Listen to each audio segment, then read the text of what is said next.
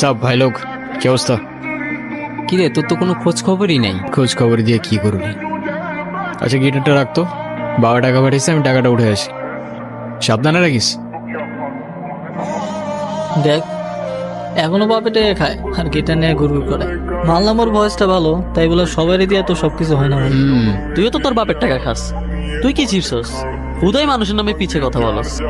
আসসালামু আলাইকুম ভাই। আসসালামু আলাইকুম। ওয়ালাইকুম সালাম। দেখি গিটারটা। ভাই এটা রোহানের গিটার। রোহানের গিটার? তো তো কি হয়েছে? না ভাই, কিছু না।